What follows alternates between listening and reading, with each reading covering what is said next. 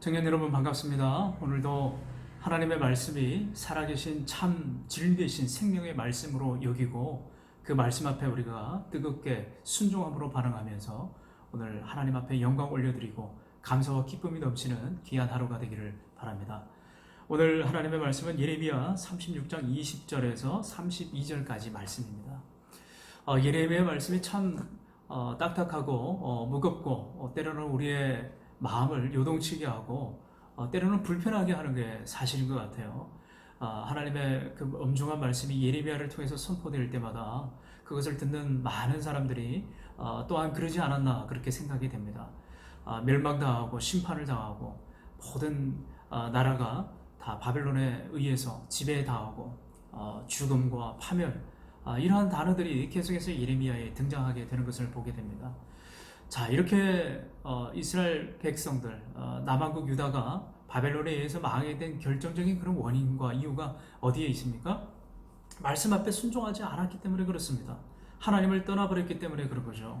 하나님의 말씀을 가볍게 여기고 업신여기고 하나님의 살아계신 그 엄중한 말씀을 귀담아 듣지 않고 하나님이 불러도 대답하지 않는 이스라엘 백성들의 영적인 무지, 이러한 것들이 그 멸망의 길을 더 재촉하게 됐다라고 하는 거죠. 오늘도 동일하게 이 하나님의 말씀이 요야김 그리고 그 예루살렘 성에 있는 그 고관들에게 전달되어졌습니다.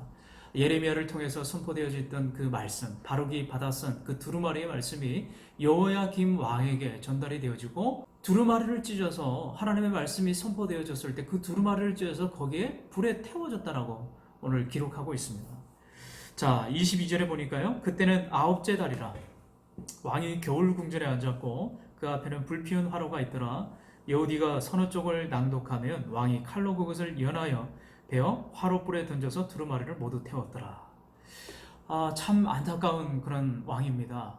얼마나 무지하고 하나님의 말씀을 업신여기고 가볍게 여기는 아주 악한 자의 그 태도라고 할 수가 있겠죠.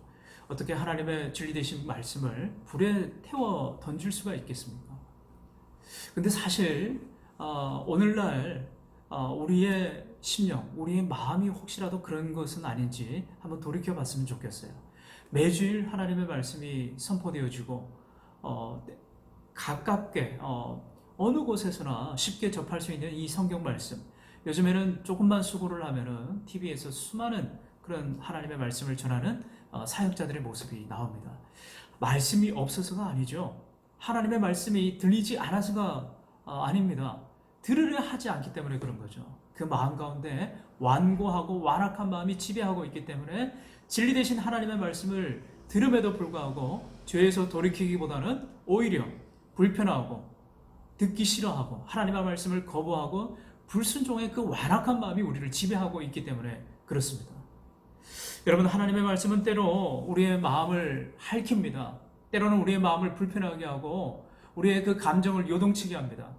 듣기 싫어할 때도 있어요. 그런데 여러분, 그것이 사실은 은혜라고 하는 거예요. 하나님의 말씀이 들리기 시작할 때 하나님의 은혜, 하나님의 긍휼이 작동하고 있다는 사실을 여러분들이 기억하시길 바랍니다. 내가 여전히 하나님의 말씀이 들리는구나. 여러분, 이 들린다고 하는 것이 얼마나 큰 은혜인지 모릅니다. 들었을 때 우리의 반응이 어떻게 해야 됩니까? 그것을 불에 태워 던져버려야 될까요? 아니라고 하는 거예요. 마음판에 새겨야 됩니다. 우리 심령 가운데 회개를 향한 거룩한 열망이 일어나야 되는 거예요. 하나님 말씀 앞에 다시 우리의 심령이 새롭게 되어질 수 있도록 무릎 꿇고 하나님 앞에 온전히 기도하는 자세가 필요합니다. 그것이 나를 영적으로 살리게 되는 길이고 하나님 앞에서 온전한 길을 걸어가며 우리에게 주어진 그 생명의 길로 걸어가는 첫걸음이 되는 회개라고 하는 거예요. 사랑하는 우리 모든 청년들이 하나님 앞에서 바른 태도, 바른 인생, 이 걸음을 시작하시는 여러분들이 되시길 바랍니다. 이 말씀을 듣지 않는 자에게는 주어지는 것은 파멸과 저주밖에 없었어요. 하나님의 무서운 심판밖에 없었습니다. 이제 요야김 다윗의 왕가는 이제 끝이 나게 되었습니다. 여러분, 하나님 앞에 말씀 앞에 순종하는 길이 평안과 기쁨과 감사가 되는 것임을 분명히 믿으시고 자각하시길 바랍니다. 그래서 오늘 하루도 오늘 하나님의 말씀이 나의 최고의 가치입니다. 최고의 우선순위입니다. 하나님의 말씀이 나를 살리고 거듭나게 하고 다시 하나님 말씀 붙들고 살겠습니다. 그 각오와 열망이 일어나는 귀한 복된 하루가 되기를 주님의 이름으로 축원합니다.